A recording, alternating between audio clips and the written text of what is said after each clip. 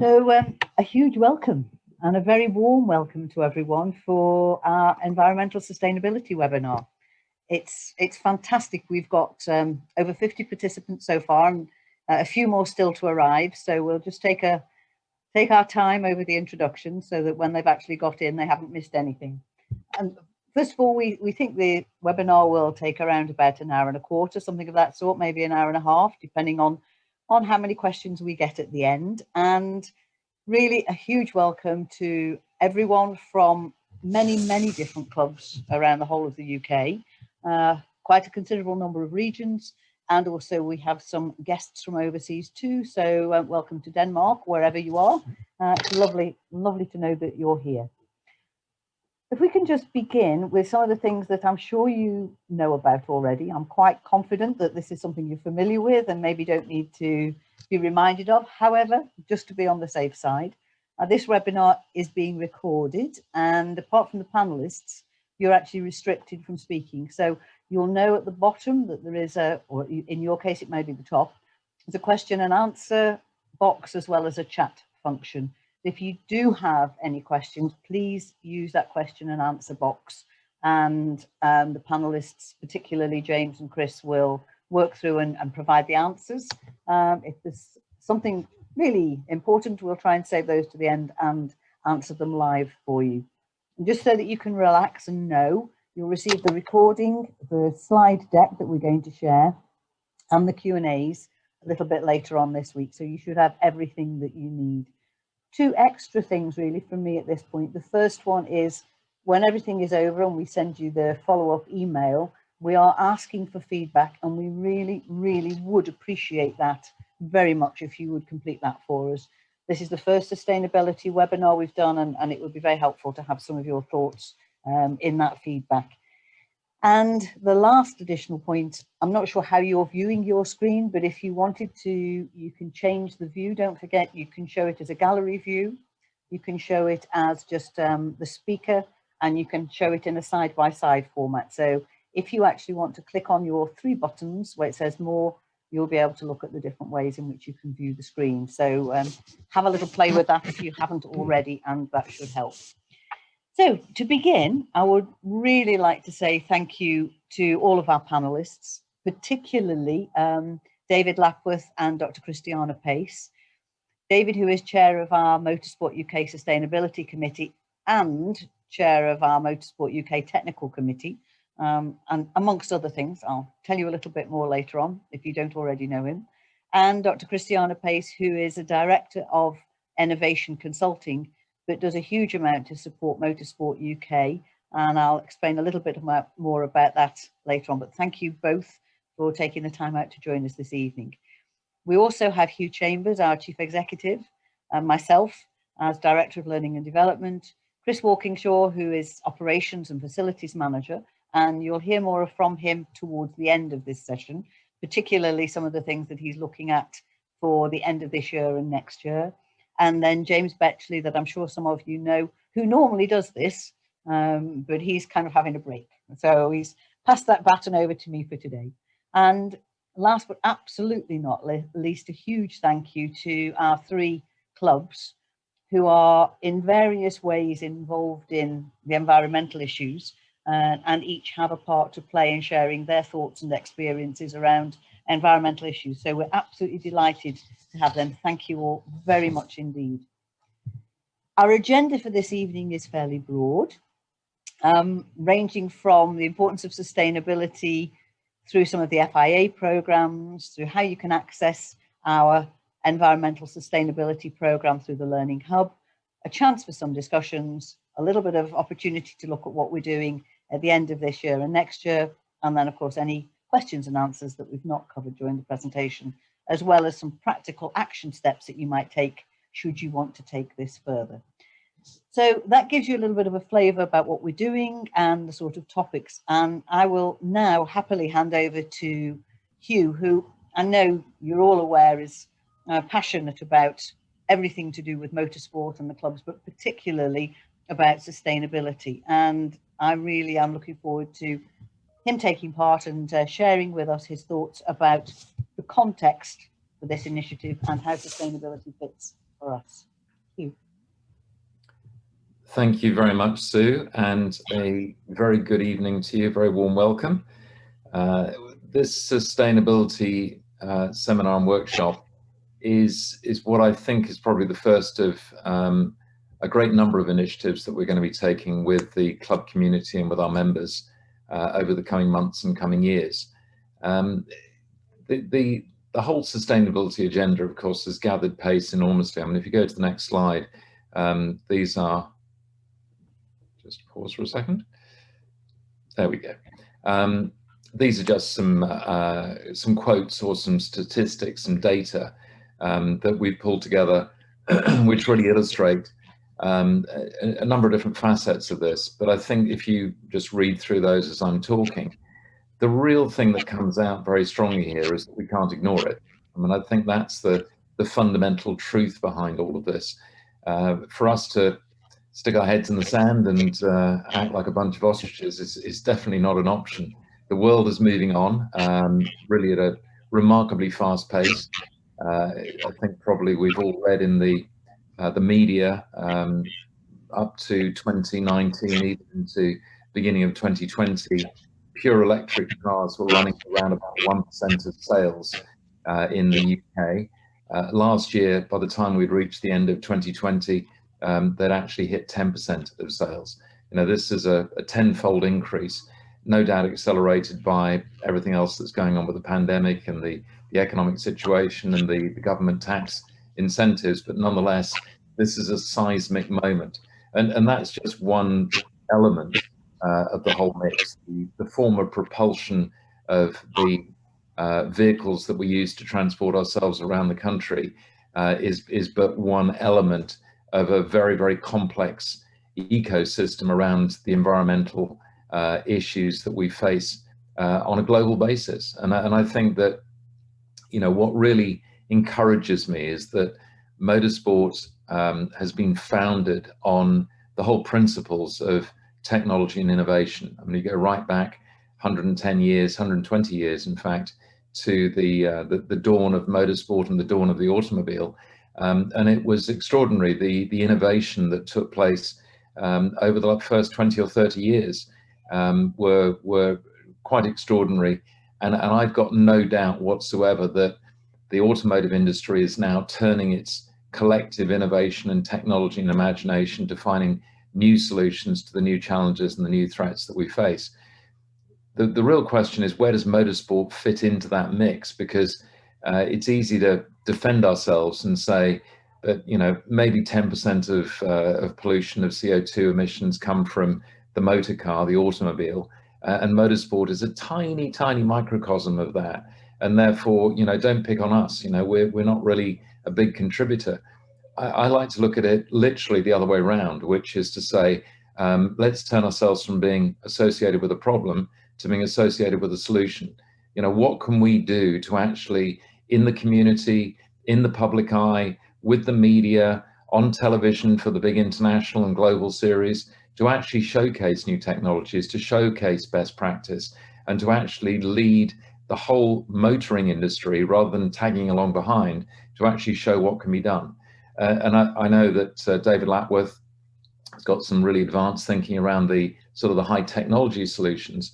But what we're really here to talk about today is the practical application at a club level of what we can do to actually make a difference. And if you go on to the next slide, I think it's just worth pausing for a moment and just considering the terminology that we use. And this is going to be a thread that runs through the session this evening. But I think there is a little bit of confusion in the whether or not sustainability and environmentalism or environmental protection are synonymous. I mean, in fact, one is really a subset of the other. Sustainability in its literal sense means we can continue to see the health of something continuing for a period of time.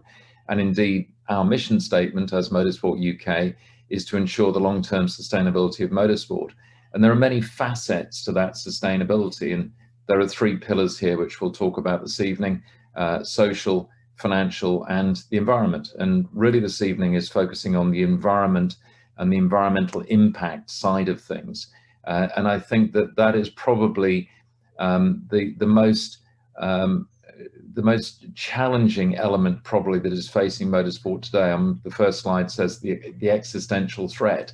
You know, if we don't get this right, there is no question that we can become social pariahs, and that the community, the media, the general public can actually round on us and say, you guys are just a bunch of dinosaurs, you shouldn't exist, and actually make life very, very difficult for us.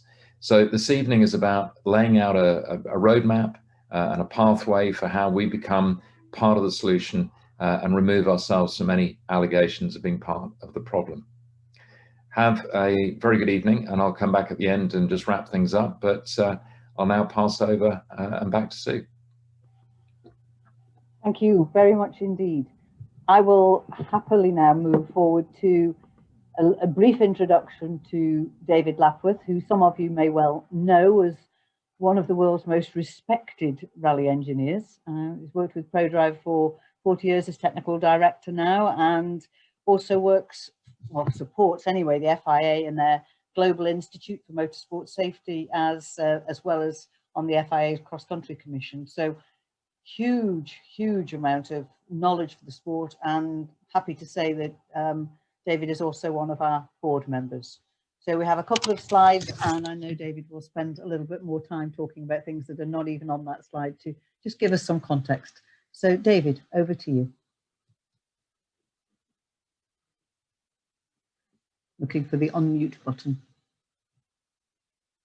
There we go. Is that better? Yeah. So good evening, everybody. Sorry about that. So yeah, I'll try and not go off at too many tangents and keep it brief. Certainly don't want to repeat a lot of what Hugh said, but clearly when I come to talk about the role of the Sustainability Committee, it has to be to back up the words that Hugh's just said. So as Sue said, I'm a board member of Motorsport UK and the chair of the Sustainability Committee. And the Sustainability Committee is directly reporting to the board. So the board takes it quite seriously. It's the board that will set the sort of the objectives, the priorities, that, you know, signs off the resource, and the timing and the success of what we do will be very much measured by the board. I know from the board meeting discussions that, yeah, I could say everybody around that table is 100% behind it. The committee, we hope to kick off formally within the next few months. Because of the situation last year and not being able to have meetings and get people together, we set up a working group, and Chris can talk a bit more about the work we've done so far. I think he's got a few things to say about what we're doing and what the next steps are. But we do hope that we will now be able to, as things start to open up, that we'll actually get the full-blown Sustainability Committee off the ground in the next month or two. We anticipate that's going to be partly board members, partly and importantly the key members from the executive team, because the important thing, the thing I've learned from all those years of FIA committees and working groups and so on, is that at the end of the day, what gets done is driven by the executives and the resource and the measures that they're given. And then, of course, and something that I'm sure will come up and some people will want to talk about is, we need some, let's say, external members in that group. We need some people that come from, I would call it, the motorsport community. And we'll need somebody, I think, from outside the motorsport community to keep us honest as well. But as I say, we hope to get that going in the next, let's say, 2 months. And the role is very much to make sure that the words that, as I said, the words that Hugh was saying earlier get delivered. So we need to be strategic, but we also need to make sure that we are delivering specific things to the board. I'm very keen to make sure that we got that overview. I suppose if I say one of the things I've learned from all my years in motorsport is that the necessity to change focus. You have to zoom out and look at the big picture, and then zoom in on the detail, and then zoom out again and make sure you're heading in the right direction. And I think that that's very much the role of the Sustainability Committee, will be to make sure that we are top down and bottom up, converging, but doing the right things in the right order and getting them done. Very much conscious, I suppose, that not just top down, bottom up, but reflecting on what you said, that very much the sort of, I suppose you'd call it I would call it the thrive versus survive, or you might call it the opportunities and threats. They're obvious, and I'm not going to repeat them. You know, the one that springs to mind first is the kind of relevance that everybody talks about. You know, it is clear that car ownership and car technology is changing. I call it the sort of the autonomous or the anonymous autonomous movement. Makes you wonder whether that motorsport will be relevant to the vast majority of motorists. And there's the sort of, I guess I'd call it the acceptance, which is what you talked about, which is, you know, we can't behave as if, you know, climate change and all the other things aren't going on. But I hope that we're going to focus on the sort of leadership side, very much the thrive, the opportunities. Certainly that's where I come from. You know, my life has revolved around, you know, making cars go faster and competing in motorsport, and I want to make sure that we use the top end of the motorsport to show what we can do. There's the sort of things that Hugh touched on. We need to make sure that in terms of surviving, that we open the doors to those technologies. Hugh mentioned it now, 10% of car sales already electric. Virtually everything will be either electric or hybrid or whatever within a few years. It's no small challenge to make the sport accessible to those vehicles. We've had something like 120 years of experience, not all of them in my lifetime, I have to say, but we've had 100 years of experience of, you know, verniers and micrometers measuring bores and strokes and you know, kicking tires and all the rest of it, and we're entering into a new world. So that's no mean challenge to make sure that the sport can actually accommodate all this new technology. But we've started on that journey already. We've started to create new regulations, safety regulations, technical regulations for electric vehicles and hybrids and so on. There's a lot more work to do. And bottom up, you're going to hear about a lot of the things that we got planned for, you know, venues and events and individuals and so on. But I guess the last thing I'd say is I very much hope that the attitude of everybody involved in it is not so much that we're some kind of environmental police, but we're kind of environmental leaders, that we're kind of influencers, we're not there to sort of just to deal with the negatives of it all. We need to make sure that we are seen to be proactive and we're leading and we are, you know, showing the world how things should be done rather than just covering our tracks. So I think that's all I need to say, probably said too much already. So. Wonderful. David, thank you very much indeed. It's so good to have that sort of context in the broader sense as well. And aspirationally, there are some amazing things that we need to look out for and start to work towards. So it now gives me great pleasure to introduce, as long as my slides will change, which is what I'm hoping here. Clearly, it's not playing the game. Hold on. Yes, here we go. To introduce Cristiana Pace, who I'm not sure how many of you will know her or even know of her. As I say, she has worked with us on our journey so far, and we had an amazing couple of sessions last year before we were all sent home for a year. And she helped us on our journey to start to look at sustainability and so on. And really, she also works with us on the Girls on Track initiative. So such a lovely person to know, both technically and personally. She's going to explain a little bit more about her experience and the misconceptions that exist around sustainability, as well as the FIA's perspective on the environmental situation. So over to you, Cristiana.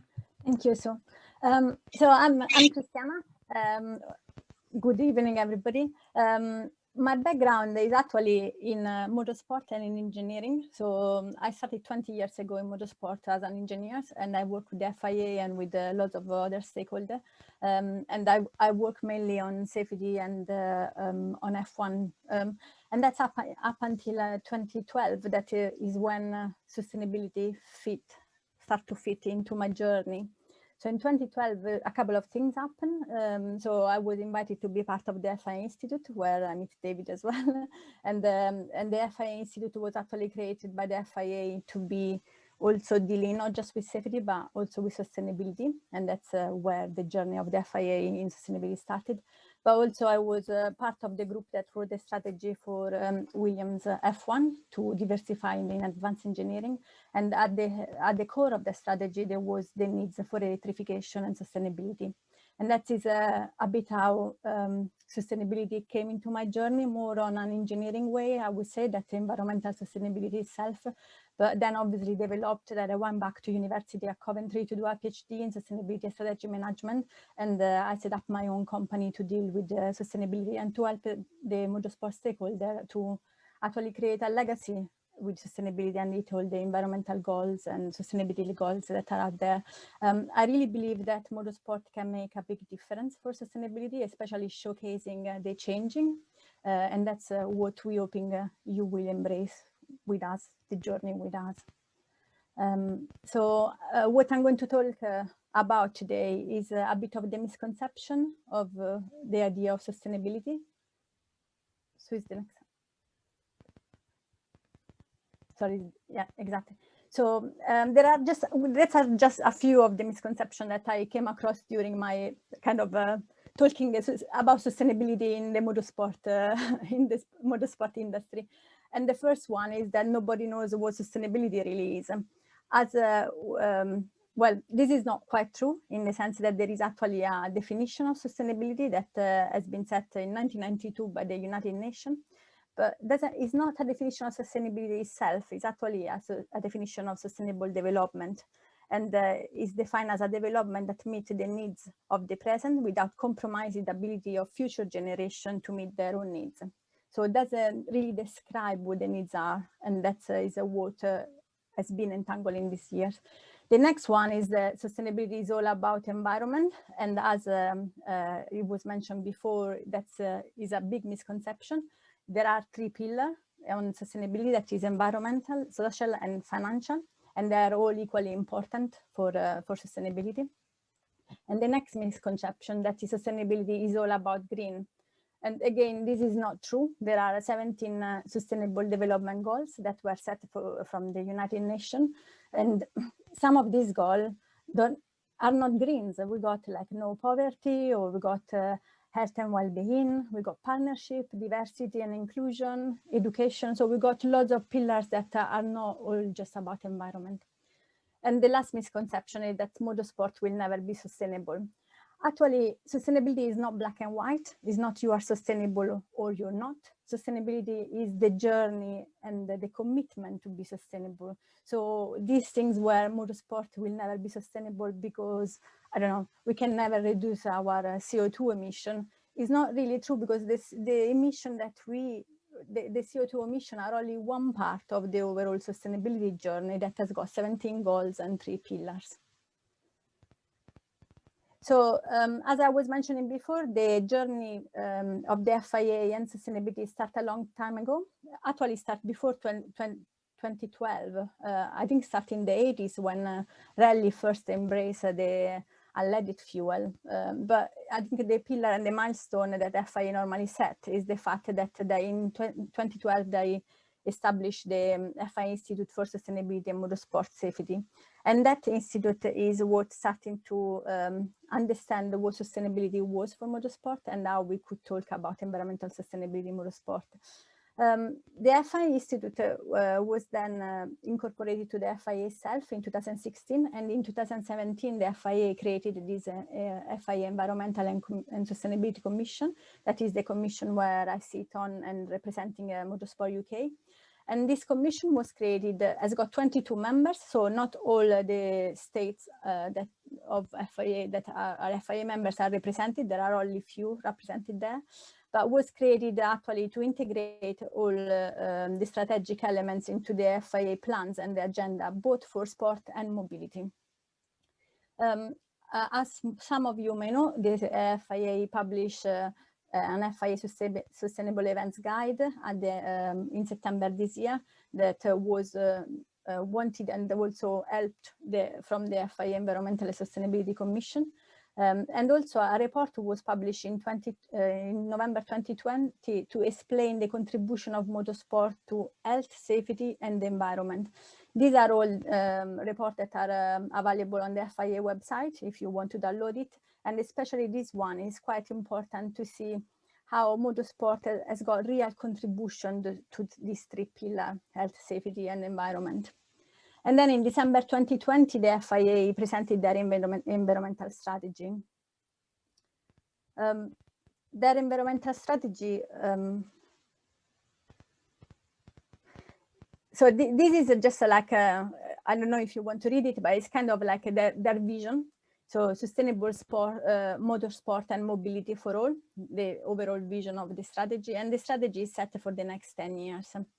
They obviously want to develop, improve the understanding and the best practice of the environmental sustainability across motorsport and mobility, and drive the members to be more proactive and competitive on sustainable policies to achieve that global target that all the industry now want to achieve. And this is something, again, this you will find it on the FIA website if you want. And this is kind of how their strategy is divided in 3 goals and connect with the sustainable development goals that we spoke before. Of that, again, this is only the environmental strategy that they have set. So hasn't got the social and the financial parts of the sustainability as a strategy, because the FIA has got other strategy for that.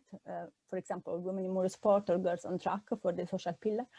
And these are the SDG, the Sustainable Development Goals, that fit with their strategic goals. For example, they want to accelerate the net zero transformation. They want to help in the development of the sustainable technology and innovation that could help with climate change. And they want to trying to target a net positive impact for events and operation. And that, I think, is one of the targets where the FIA really need all the ISN and all the members of the ISN, all the clubs, to embrace this vision where motorsport can be sustainable, and the environmental sustainability is possibly the first step to get there. Thank you. So lovely. I don't quite, there we go. Thank you very much indeed for that, Cristiana. I think that's just another really good way for us to understand where this journey semi-started and some of the key points on the way through. So I'm very happy to have this opportunity now to look at how that applies and what we've done with that as far as Motorsport UK is concerned, and just to explain a little bit more now about the environmental and sustainability toolkit, which consists of a number of different aspects. So you will have seen, I think this short, you can call it an advert maybe, but you'll have seen that perhaps in Revolution in the past, and I know within the club bulletins we've been putting this information out. But the Environmental Sustainability Accreditation consists of an online module, which we'll give you an overview of in just a few moments, a workbook and worksheets. And this is really your opportunity, if you want to take it forward, to become accredited by Motorsport UK. And if you then wish, you can apply for a grant towards a local environmental initiative. Lots of benefits, and we'll come to those in just a little while. This is the first piece, and James has done this overview for us about how to access and complete the online module. So I'm going to click the play button, and just to let you know that we will send this short video to you afterwards. So if you want to share this with other members of your club, you can.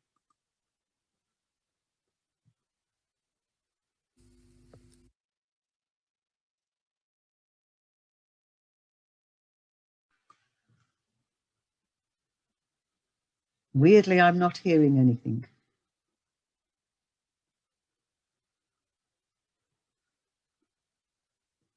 Is anybody else hearing anything? This is not so clever when we tested it earlier. To begin, visit the Motorsport UK website at www.motorsportuk.org. From the home page, click on Login in the top right-hand corner. When this page loads, you want to scroll down to the bottom where you can log in as a member. If you know your login details, please log in the middle section under Existing Customers. Note that you must log in as an individual, not as a club. If you are registered with Motorsport UK but don't know your login details, click on Request a Login. If you aren't registered as an individual with Motorsport UK, please click on Register so that you can set up a login. Once you've logged in, you will be taken to the Members area. From the Members area, you'll see the Learning Hub logo in the middle of the page. Simply click on this logo, select Next, and then agree to the GDPR statement by clicking Login. This will then take you to the Learning Hub. Once you're in the Learning Hub, click on the green Clubs button in the middle. Inside here, you'll find all of the information that is relevant to Motorsport UK clubs, including a safeguarding awareness module, an introduction to event stewarding, some top tips on customer service skills, and details of all of the upcoming Motorsport UK club webinars. For this course, we want to click on Environmental Sustainability in Motorsport. Once you're in here, you'll see that this section is marked as outstanding. Simply click on the name of the section and it will open up the details that are inside.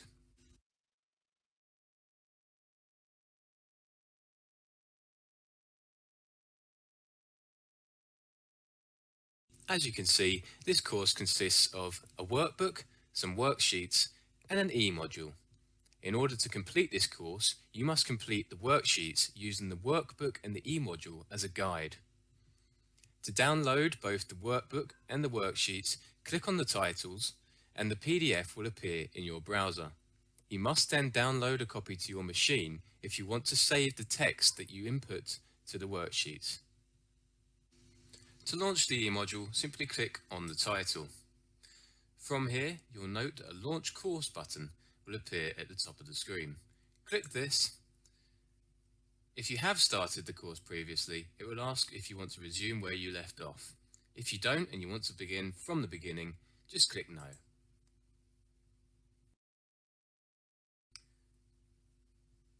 Once the course begins, simply follow the instructions.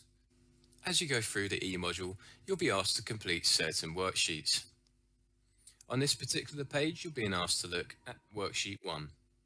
Simply go to your worksheet document, locate Worksheet 1, and at the same time go to your workbook where you'll find supporting information to enable you to carry out this task. There are 10 worksheets in total within this course. When you get to the end of the module, click Exit and you'll be taken back to the Learning Hub. When you return to the Learning Hub, you'll note that the e-module that you've just undertaken has been marked as done. To mark off the workbook and worksheets, simply click on To Do and then click OK. You may then proceed to the next section in order to download your certificate. Simply click on Module Certificate and the download will automatically begin. This will then send a note back to our database to confirm that you have completed the Environmental Sustainability and Motorsport course.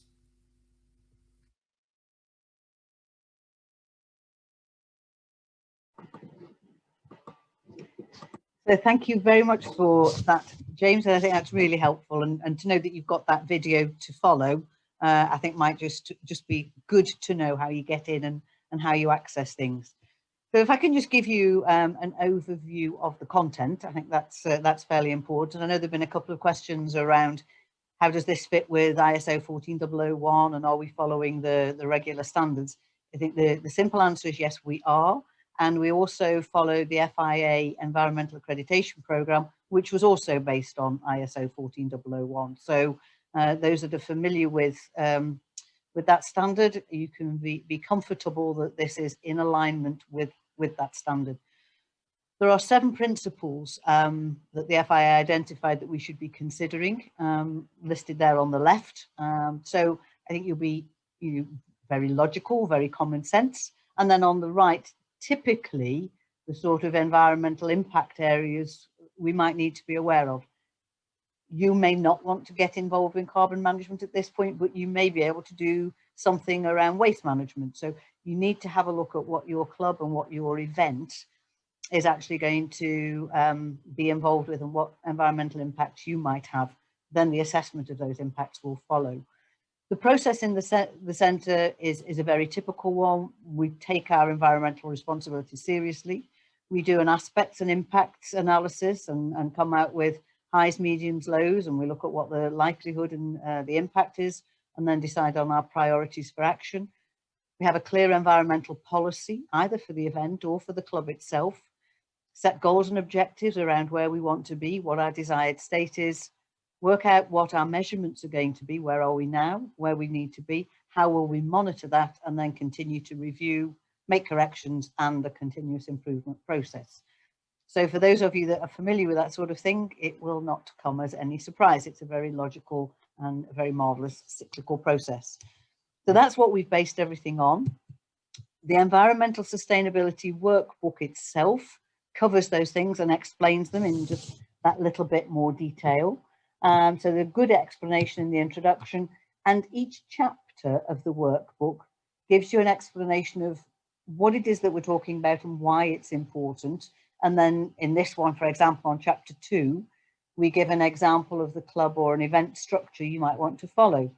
Here, the example we've given is that the environmental champion sits slightly outside the sporting event structure. It doesn't have to. It could actually be one of the senior organising committee members themselves. It's a role, not necessarily a unique individual. So that's there as a guide, as an example, but not for you to slavishly follow. I've given you another example here, which is just on chapter 4, which is about aspects and impacts. So here, for instance, one of the things we might do on an event typically would be car washing.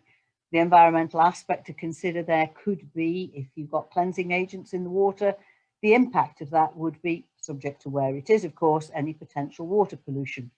And that's just the normal common sense approach that I know many clubs go through automatically. They think about it.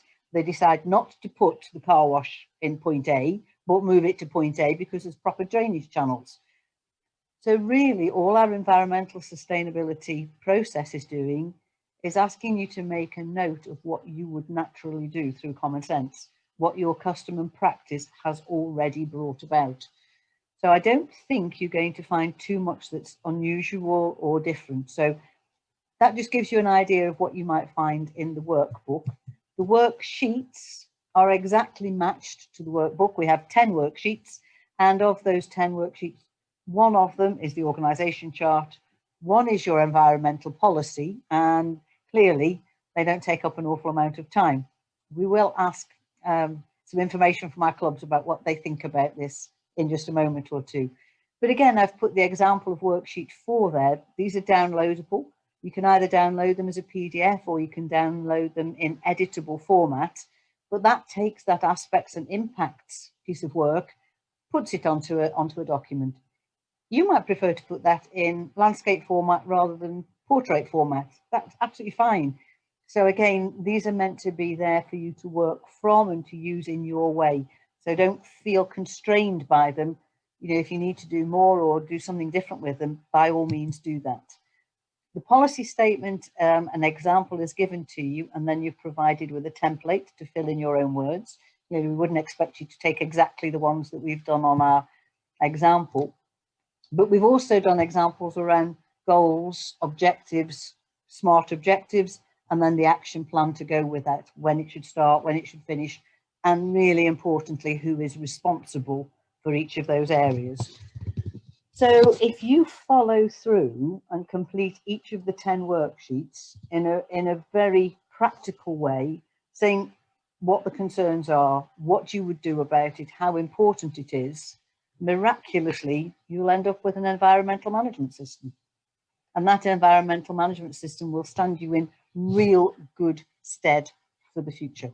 And I will ask, as I say, for a couple of examples shortly. So if you decide to go ahead and do this, then first thing is to complete the online module. Now, even if you only appoint one environmental champion, it doesn't mean to say that the entire committee can't do the online module to get an understanding of it and awareness. There's no limit to the number of people that can take that module. It doesn't take a huge amount of time, and it really does explain it very, very clearly. Obviously, you've got to complete your worksheets. When you've done that, you can download your certificate, as James has already said. And then if you choose to, you can complete the application form, which is on the club development page of the Motorsport UK website. As of today, it's there. And then you can either complete that via an online application or in the Word document and email it to us at club.development@motorsportuk.org. Claire Kirkpatrick will receive those and she will then make sure they're administered in the correct way. Obviously, we need some extra information to go with that, of course. Panel will review the applications. I'm saying regularly because it depends how quickly they come through. We will keep on top of them for certain. And if you are successful and, you know, we go, yeah, that's really is what we needed, you are starting to really make a difference by doing these things, then top right-hand side of the page, you can see the Sustainability Accreditation digital badge, which will provide that to you along with proper guidance as to how to use it in any of the communications you might have or clothing, etc. And then Claire will administer so that you can, so for this year, there's a £250 grant towards a local environmental project. So that can be something that you can give back to your locality or to something near to your event. Obviously, we're going to follow through with each club. We'll support progress. If you're struggling in any way to complete anything, we'll assist with that too. At the end of the day, though, we want to come back. We want to see that you're delivering these things because we want to make sure we're all making a difference. So that's quite simply the application process.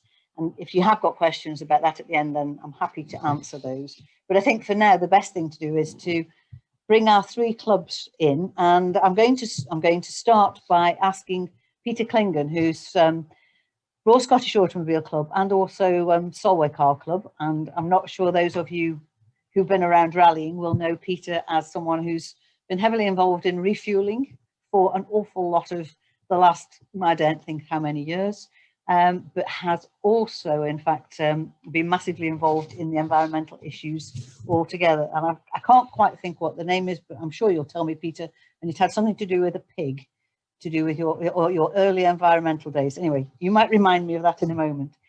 But for the last 20 years, Peter's been an environmental inspector and only recently retired from his day job.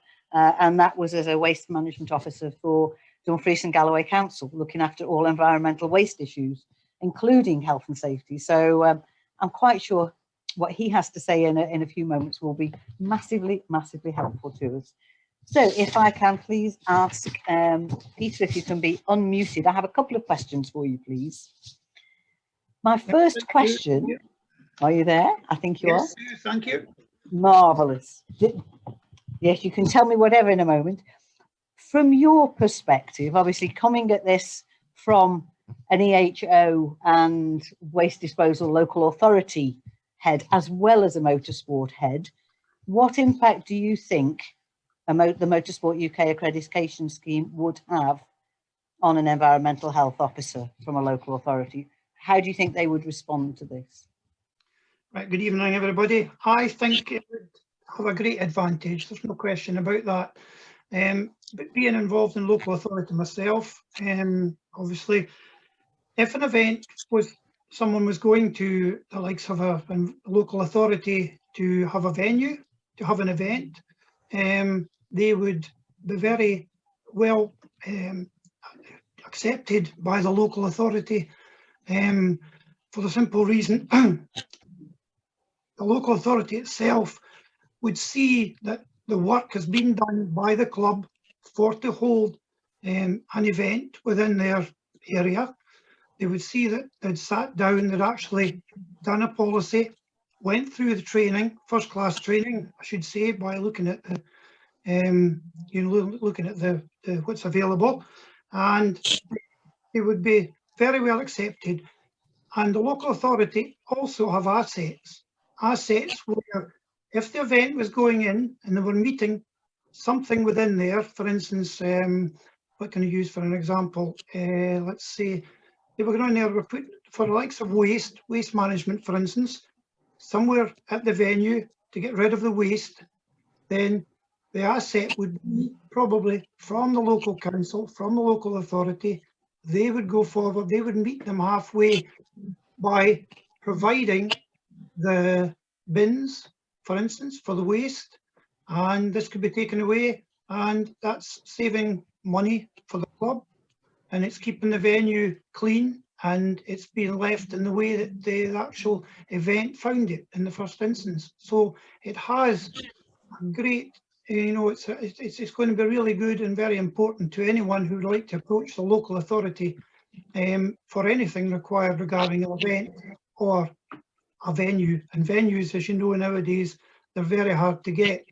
But if we go in there with a club goes in there with a very high profile of having a good waste management policy, a EMS, and put in place, then there's a good chance, a better chance going forward and doing an event or even a venue.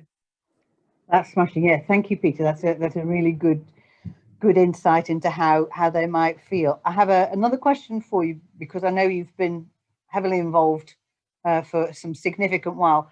What environmental issues do you feel, or is there a specific environmental issue you think that a club or event should be particularly aware of?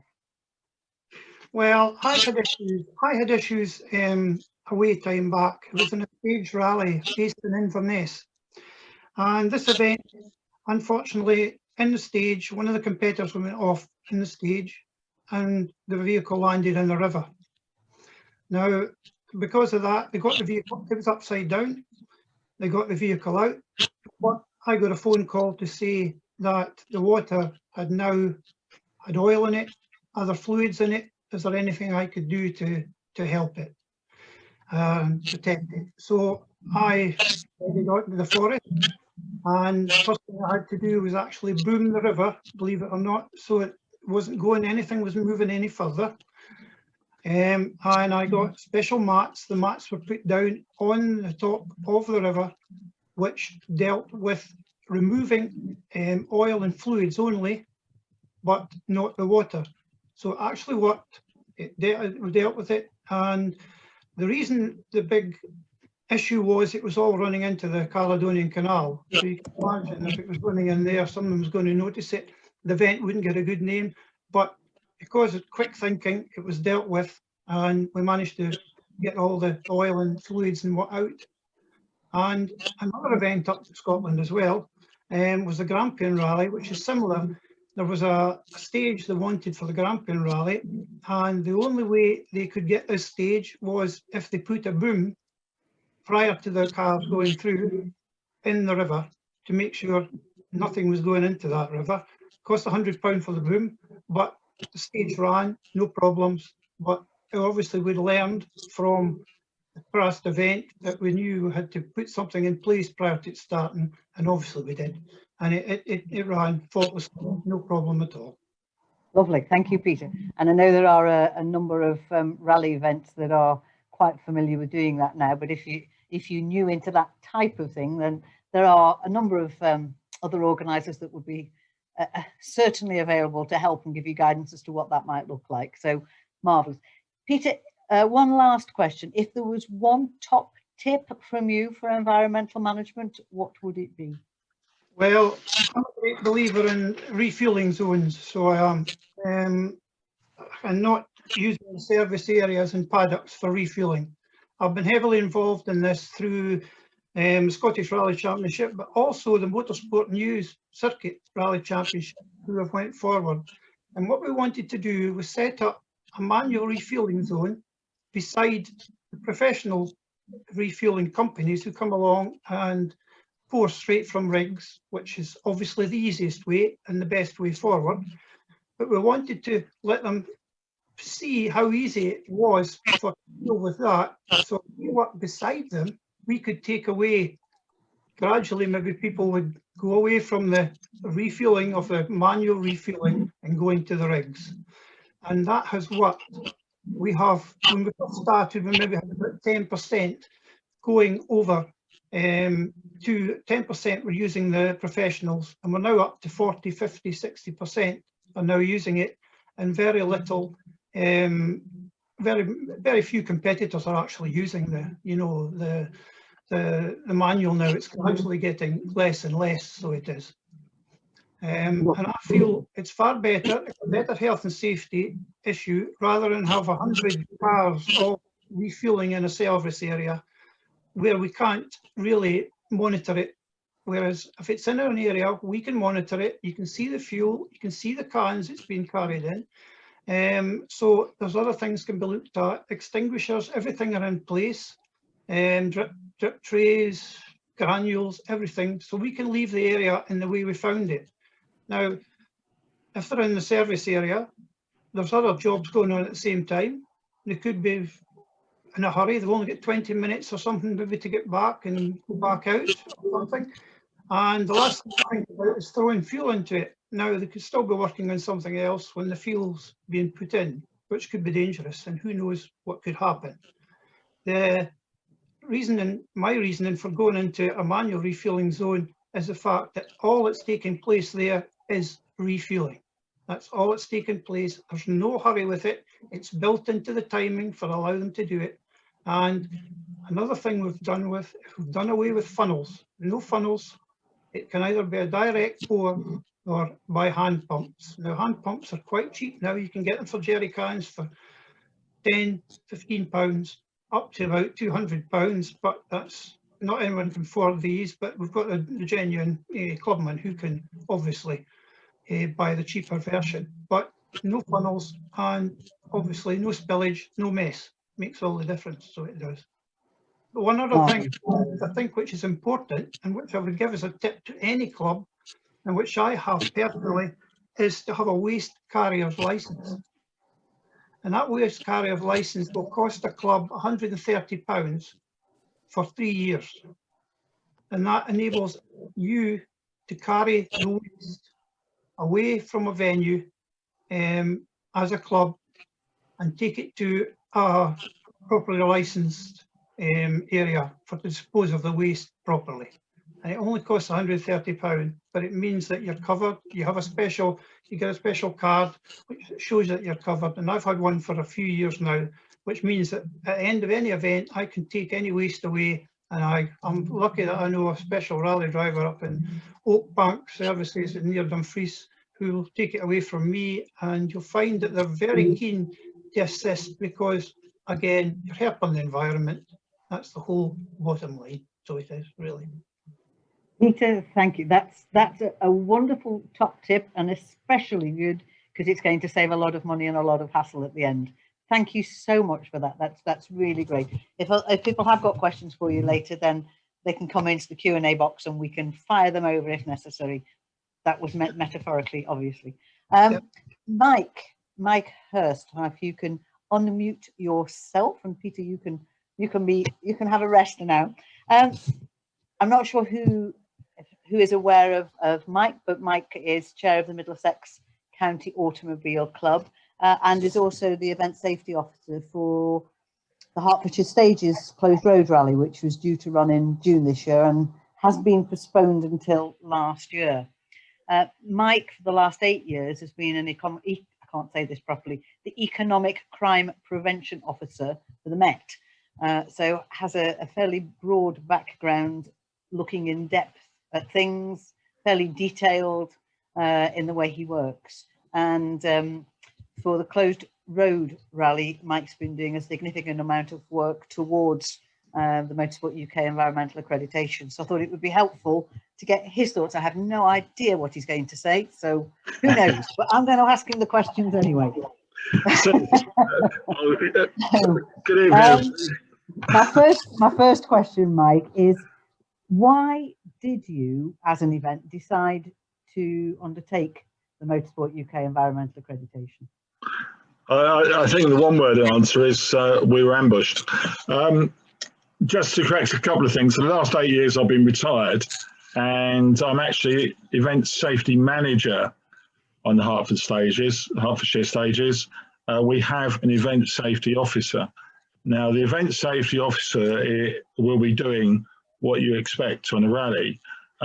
My reason for the additional role was actually to be dealing with what I call grief, all the other bits and pieces around the rally, because one of the fundamental things is that we're running an event. We're not just running a rally. We are closing 25 miles or so of Hertfordshire countryside, or roads in Hertfordshire countryside. So there are a lot of things, there are a lot of concerns that people will be more vocal about, because we're not simply taking over a circuit, an airfield, or a water forest to run events. We are actually going to be very, very close to their homes. So they have a lot of concerns. Leading on to the ambush bit, a key part of our event, we thought we had it cracked. We thought it was all going to work. And we were in meeting, and I know Pete Walters from Herts County Auto and Aero Club is listening in, and we thought we'd cracked this part of the event. But one of the staff, I won't say one of the officials, one of the staff said, well, I don't think we're going to be able to support you because of COP26. So there's a quick bit of Googling going on, and COP26 is the big environmental conference that goes on every year. And this year it happens to be in Scotland in November. So we were thrown onto the back foot and thinking, well, we're covering some of these items. We've spoken to parish councils about planting trees. We've spoken to people about all the other assessments, which includes wildlife impacts, community impacts, etc., etc. And there is a couple of pages about environment, but it was, well, what do we do next? Now, somebody who shall be named, Sue, said, look, have a look at this.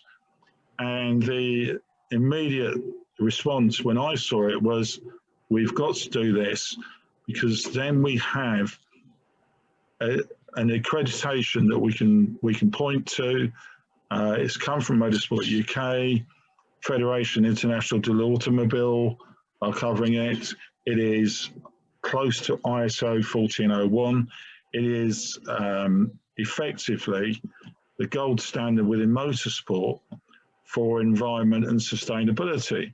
So that's where we were. I looked at it and said, look, we've got to do this. Mike, when you were in your meetings, I remember you said you were having difficulties, I think, with 3 of the environmental health officers were really quite difficult. What happened when you went back to them with the work that you were doing with this toolkit?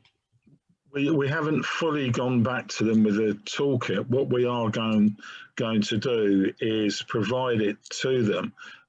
What unfortunately happened was that the safety advisory group, which we have to work with, which involves the authorities, emergency services, we have to go back with a full plan. So what we're looking at the moment is to incorporate this as the full plan. It's a risk assessment. It covers a lot of areas. One of the difficult areas was actually with the fire brigade. Just, can I ask you as well, Mike? I find it quite interesting. Who did you decide within your event should do the online module, and how and why? Having done the online module, it was obvious to me that all the senior team should do it, so that we are all singing out the same hymn sheet, as it were. One of my big things is around paperwork, being an ex-police officer. I'm not as daunted by it, but it is very important that one of the risks that we manage is actually getting the right information out to the right people. So I thought it was essential that they understood what we're talking about around the environment, and when they see the completed workbook, they actually understand the detail of what it's about. And actually, when you go through the workbook, you realise that there's a lot of things that you do already. We have ground sheets. We have Peter, and we use Peter when we're at Snetterton for the refuelling. The aspect that he mentioned, we're going through Fords, and we've decided that we will put a boom out before we go through that Ford in case anybody leaks oil in that Ford. So there's lots of things that we can actually clearly show to be it a lay person or somebody who's part of the safety advisory group that we have considered. So that's the massive advantage of it. That's marvellous. So, Mike, thank you very much indeed for that. And again, I'm sure if people have got any questions or queries about what you've been doing on the closed road event, if they're thinking of doing the same, I'm sure you'd be happy to help. Thank you. Can I ask, Andy, would you unmute yourself? I have a couple of questions for you, because Andy, you're coming at this in a different way. You're coming at this from a club perspective. You are environmental officer, and for the last, I don't know, a long time, you've been an engineer, and during that time you've done environmental auditing. Your experience has primarily been in the automotive industry. However, your grassroots motorsport is definitely there, and I loved that when you told me that you'd scraped £75 together to get your first cart. I loved it. I loved it, and that your Morris Minor was called Bluebell. I love that. Really, really gorgeous. Anyway, you've worked with government, and you've been responsible for ISO 14001 certification and also the European EMAS verification, primarily at manufacturing plants. So whether that's been Ford, whether it's been JLR, Aston Martin, Toyota, Nissan, Honda, and a lot of the supply chain. So you're coming at this from the big ISO international standard perspective and the audit and the application. So I would love to know what you felt you were going to do with this, because we did an article on Bath Motor Club back in Revolution last year. Yes. And you were already massively ahead. So why did you think it was important to get on with this, especially as you were already doing so many things? Yes, I didn't. Thank you very much. Yes, I didn't think, to be honest, we were that far ahead. But I guess I come at it from a systematic point of view. Can you hear me all right? I can't see myself or hear myself. Absolutely perfect. Absolutely fine. Okay, good.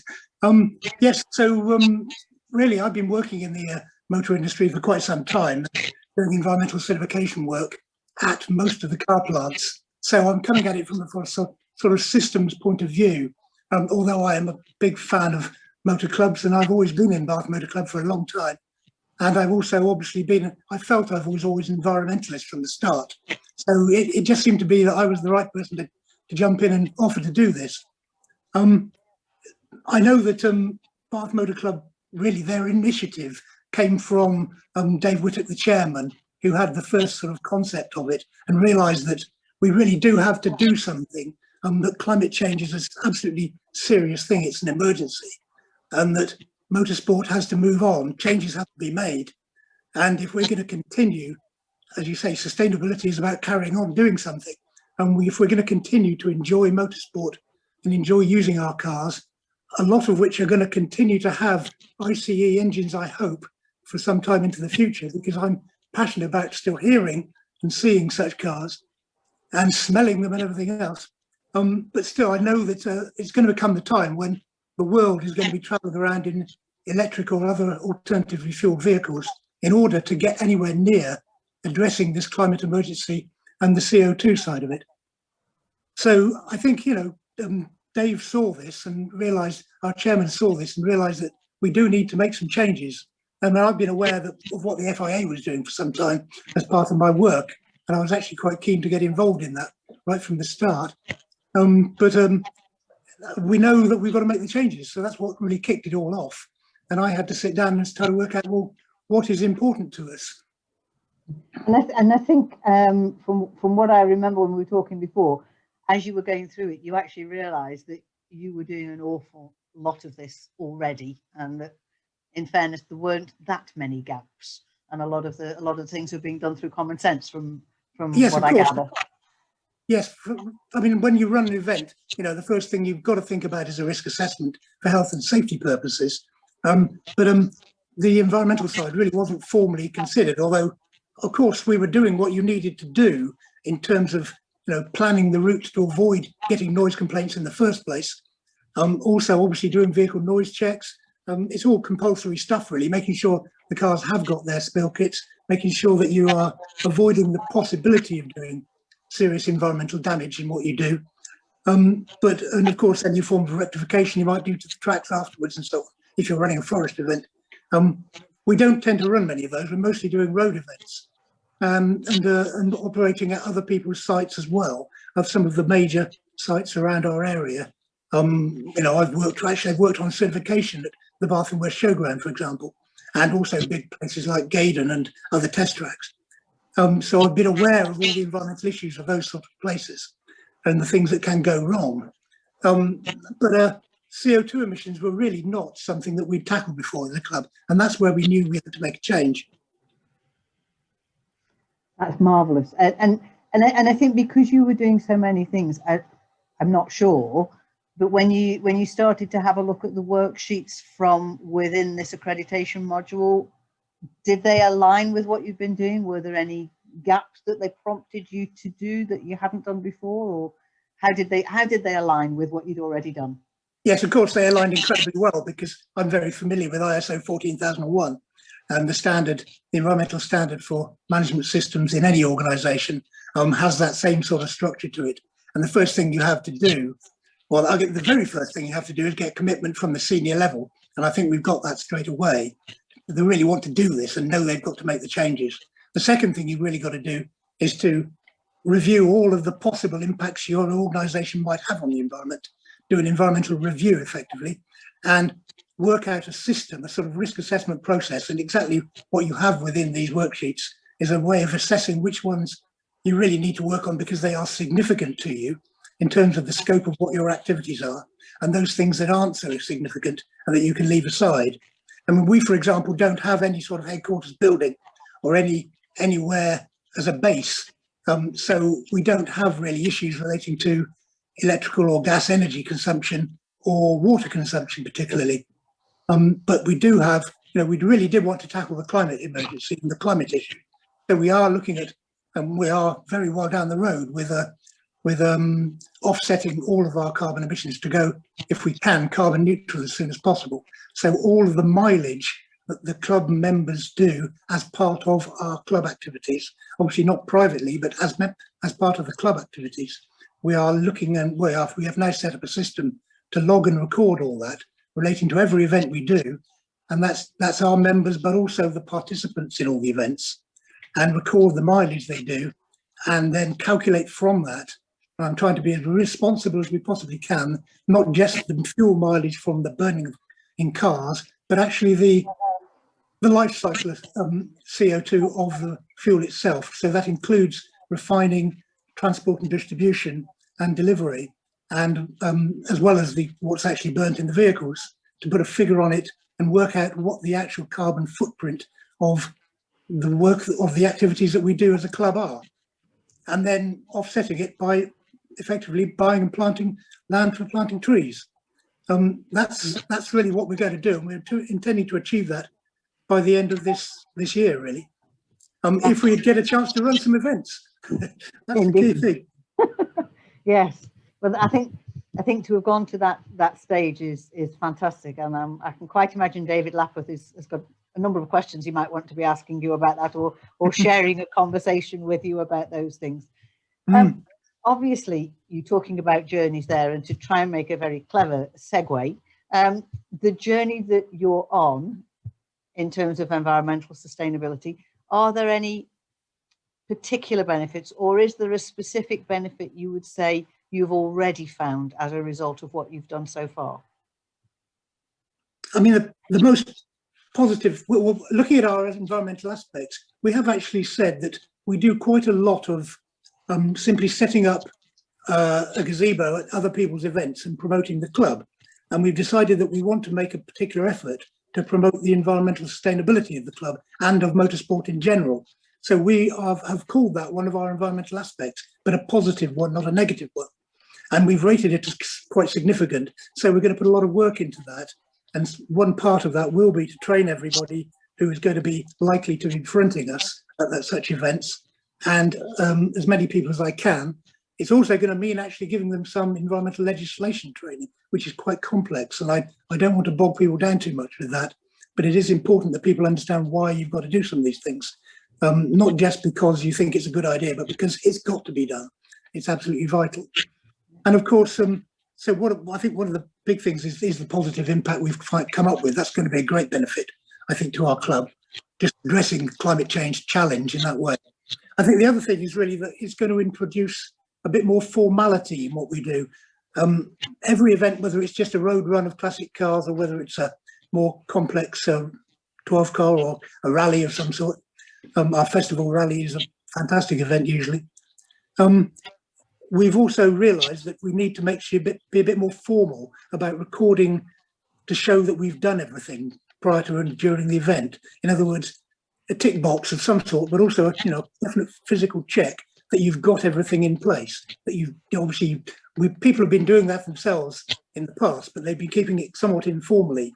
So a management system to me is going to be a set of records. There's got to be some records. I hate them to be paper. They've got to be electronic, but making sure that we've got evidence to show, because I'm used to being an auditor. I'm used to going to look for this evidence to show that we've actually done everything. And it's a peace of mind as well. If an organizer is going to bed the night before the event and he can't remember if he's got the waste bins he needs in place or the right management systems, the right controls in place, so all the vital things will be done, but there will be a big list of things on their mind. And it's good to see that all just checked off and ticked off and confirmed. So I'm adding the environmental checks that we need to do to that. And of course, the recording of the mileage is part of that for the CO2 offset. Brilliant. And formalisation change. Formalisation, yeah. And for many events, that will form one aspect of their overall event safety planning process. So it's a natural progression of that safety plan. Andy, thank you so much for sharing those experiences and those thoughts. As I said, I knew you were going to come at it from a slightly different perspective, but I think that's been really, really helpful, very useful. Thank you very much indeed. Thank you very much. We're going to draw this to just a conclusion now, and I shall wake my computer back up. It seems to have a snooze for a little while when it's not moved on. I have a quick poll. I promise you will not be, you're not going to be committed to the answers, or maybe you should be, no, you're not going to be committed to the answers you put here, but we would love to know how likely you think you are as a club or as an event to implement an environmental management system. So could I ask you to please put your notes, tick the box, see whether you feel it's where it fits for you.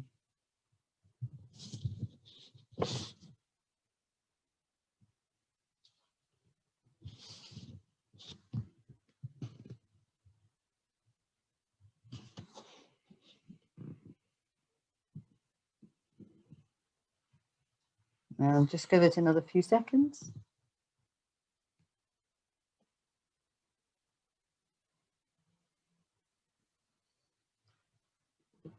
Fabulous, thank you. I shall end the polling at that point. Let me share the results with you. Marvellous. It looks very positive that quite a lot of us will be taking steps in that direction and implementing an environmental management system, which is for the sustainability of the sport. That is absolutely fantastic. Thank you. And whatever we can do to help, obviously, we will.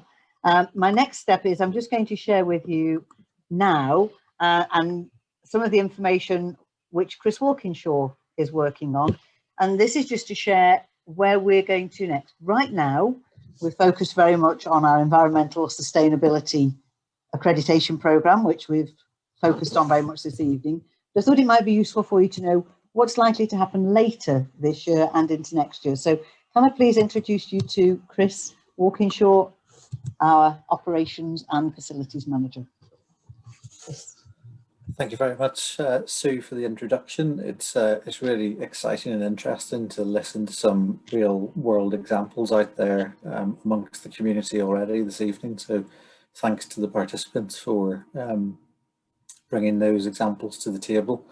In terms of looking a little bit forward, I guess the role of Motorsport UK as the ASN really is to try to act as the interpreter almost of some of the regulations and the global landscape and what is happening out there, and try and create a training platform or an ecosystem that makes it as easy as possible for all of our members to access. And hopefully that's what we've achieved with the initial module that we've talked about tonight. But looking beyond that, we are starting a project in 2021 that will focus on the next step on the journey for those who have joined the initial accreditation scheme and want to continue evolving their sustainability strand within their club. So every year the FIA open different project streams that ASNs, and in fact some cluster projects with ASNs working together, are able to apply for. Unfortunately, we were successful in a program linked to environmental sustainability for 2021. So this is linked to the FIA Sustainable Event Guide that Cristiana mentioned previously, that was launched in September 2020. And essentially the guide is a further build on a lot of the themes and topics that we've already talked about this evening, and that are already included in the Motorsport UK toolkit.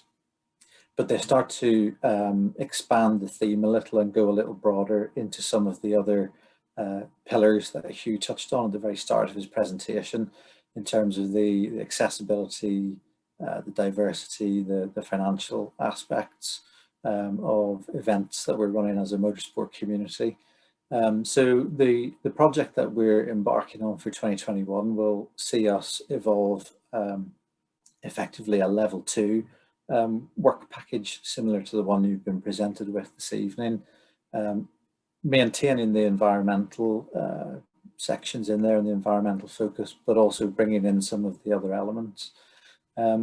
And out of the clubs who have gone on the journey with Motorsport UK that we've talked about this evening, we'll be selecting some who can potentially act as pilot clubs or events to adopt some of these further principles, looking at how we align ourselves with the new FIA framework in the Sustainable Event Guide.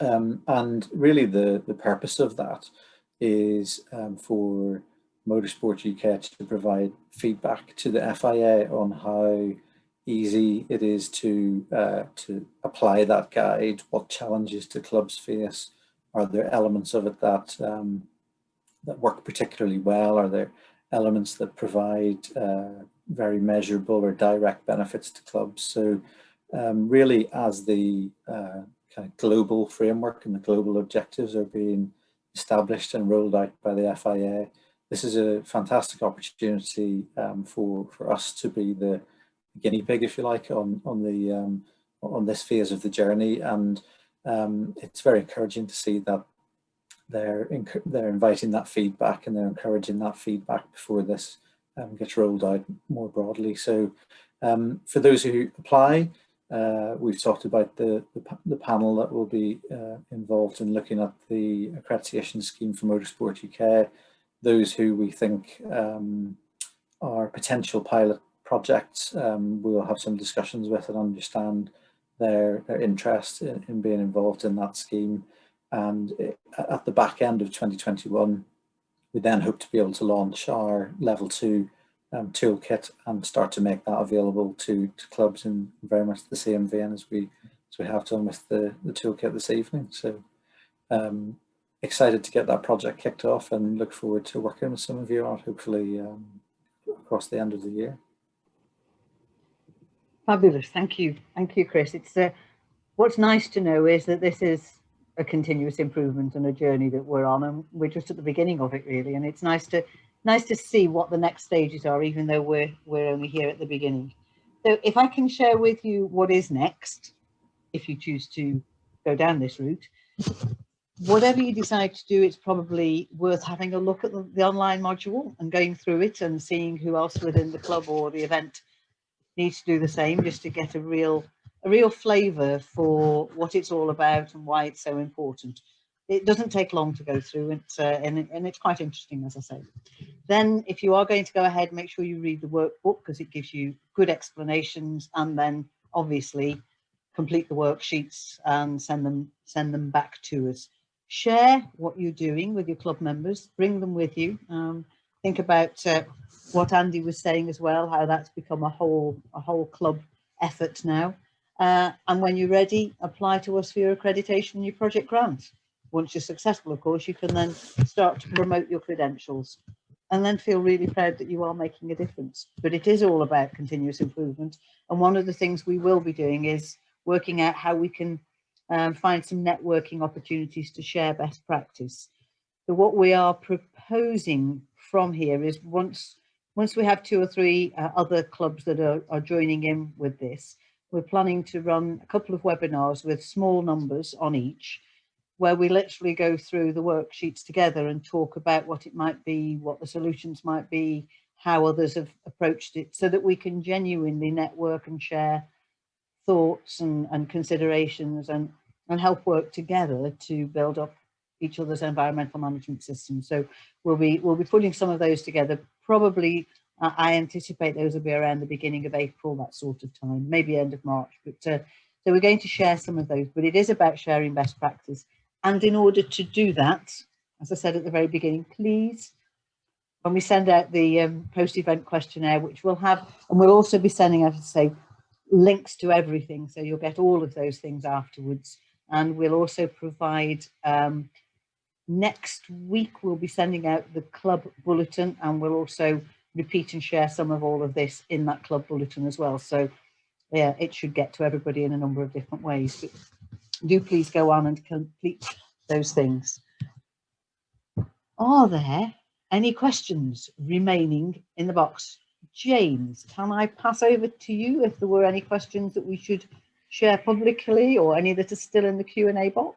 I think most of them have been answered, Sue, but I might just, there's a couple of questions that I might just bring Cristiana in regarding the carbon offsetting for events and standardizing an approach to carbon footprint measurement. You have given a good answer in the Q&A, but just for everyone's benefit, could you provide us with a bit of background on that, please? My answer was, at the moment, it's not something that is compulsory or is required for any FIA accreditation or Motorsport UK environmental accreditation. It's quite a tough restriction to put, and it's something that is a requirement, for example, for the United Nations programs. If you join the Sport for Climate Change framework, or if you join like the Climate Neutral now, then you have to calculate your carbon footprints and offset them every year. So it's something that is not a requirement as such, but of course, if you want to measure your carbon footprint, it's great, and we can help you identify some United Nations programs or other framework programs that you can join if you do that. Thank you very much. And just one last question from Tony. And I might bring Chris in on this one actually, perhaps. Does Motorsport UK need to support applications for FIA Environmental Sustainability Accreditation? And if yes, how will Motorsport UK be supporting those applications? Yeah, thanks, James. It's a really interesting point, this, and it's one that we were discussing only this week. Is looking at how the work package here that we have provided and the level 2 package that we're currently creating, how that aligns with the FIA Environmental Accreditation. For those who are not aware, the FIA offer 1, 2 and 3 star accreditations based on various levels of how advanced your environmental management system is. Cristiana actually sits as part of the commission, and this is a topic that is up for discussion at the next session as to exactly how applications for that from clubs within ASNs can be brought forward. So we hope to have some more news later this year for people on that, and we would like to kind of, as best as we can, align our structure so that people aren't having to create different packages or different reporting and so on to cover those bases. So hopefully our work packages are sufficiently aligned so that once people have completed those, they will then be eligible for the FIA accreditation, but we just need to agree that. Yeah, and Chris, in terms of time, I think by end of March or April we should know that if clubs have completed the sustainable events guide, if they can go directly to the work package 1 and 2, if they can have directly the 1-star accreditation at least. So that hopefully by April we will let everybody know how that will work. Brilliant. Thank you very much. Just one more thing from me, Sue. When you leave the webinar this evening, you will actually notice that the survey will appear in your browser automatically, asking you questions about the webinar this evening. We'll also send the link out with the email as well. But in case you wish to fill that in immediately, that will appear in your browser when you leave the webinar this evening. So that's the Q&A, Sue. Back to you. So hopefully we've taken you on the journey from the beginning to the end. We said it was going to be about an hour and a quarter, an hour and a half, and I think we've got 3 minutes to spare to stay within time. So I'm going to say nothing more, but hand over to Hugh to close the seminar. Thank you, Sue. There's very little to add to this evening's proceedings other than a massive thank you to everybody for joining. I think we've had about 36 clubs on the call this evening. Great to see in the poll such an overwhelming commitment and planned commitment to engage in the programme. I think you've got a little bit of an idea of the commitment coming from the FIA.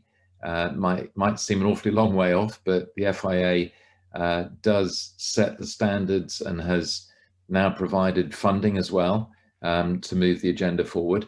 And I really think the Motorsport UK and the clubs and the regions have got a fantastic opportunity now to really embrace this and to lead it. And I get the sense this evening that everybody would agree with that statement. So thank you very much indeed. Let's keep working together. This is the start of the journey, and let's look forward to when things start to unlock, hopefully in the next few weeks and months, and we can all get back to motorsport. In the meantime, please stay safe, look after yourselves, and I hope everybody is well and healthy. Thank you.